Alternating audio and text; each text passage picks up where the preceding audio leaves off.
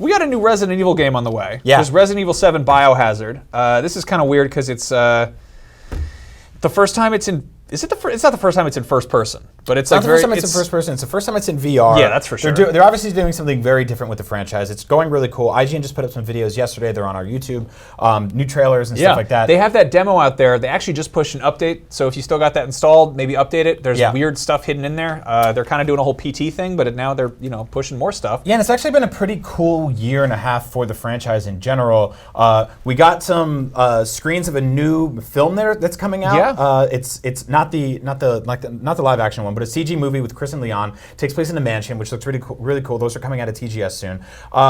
Resident Evil 4, which is my favorite Resident Evil game of all time, came out a few weeks ago. Yeah. Remake came out in HD. Sure. Resident Evil 0 came out in HD. But this franchise, sure, but I mean, has, you're talking about really good stuff. Yes, but Resident Evil also has lots of bad stuff. Like we also got Umbrella Corps, which is like just a weird multiplayer shooter that I think like 4 people on Steam played or something. Yeah, did not review well. That's a very tough thing to sell, by the way, as a failed online multiplayer shooter. Because if it's just you and 3 people, it's not working well. Yeah, exactly. So like, let's talk about the worst things that's happened to Resident Evil. Yeah, this franchise has been beloved for a very long time to millions of people. If you remember playing the original Resident Evil, you probably have very fond memories of those dogs jumping through the window and putting everything in that box.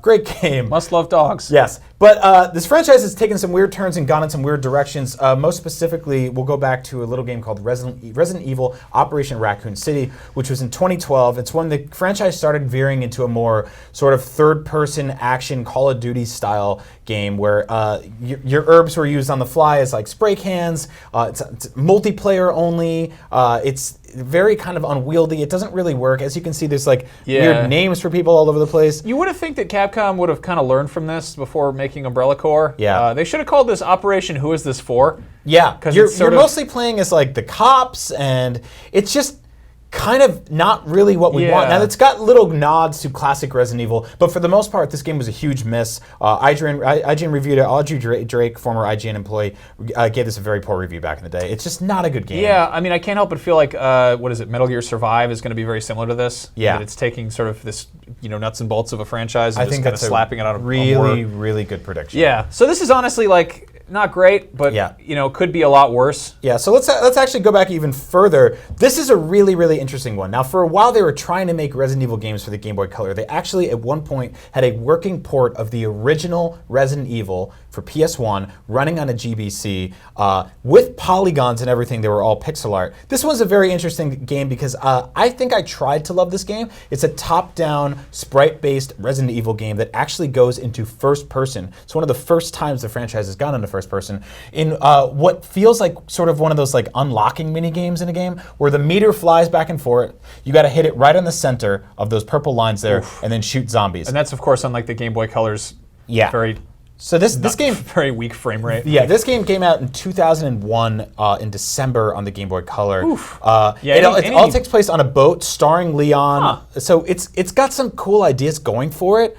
I like the idea of a top-down RE. That sounds almost like a precursor to what is it, Resident Evil Revelations? 0, But also that was also on a boat that also had you going into first person, but that was on the 3DS. I feel like that kind of kind of a similar concept. That's one of the original handheld games, but it's not the first Resident Evil handheld game because believe it or not, the crazy people at Capcom decided to port Resident Evil everywhere, and that included at one point a little failed handheld called the Tiger Gamecom. You probably don't remember this game because it came out in 1998. Up top was the promo screens that they put out for it. Down below is the color scheme it actually played on because it was sort of a puke green. And in the corners what that screen really looked like. Yeah. The Tiger Gamecom was the first handheld to ever go online. You could check email and calendar on it. It also had a stylus.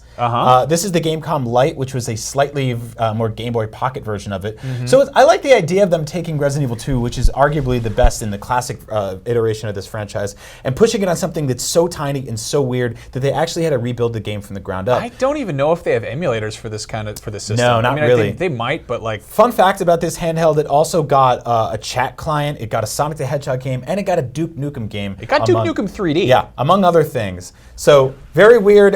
Those are 3 of the not best. Yeah. Let's just flat out say worst versions of Resident Evil in the Resident Evil franchise. We're hopeful for where 7 goes, but it hasn't always been beautiful. Yeah, but it could be worse.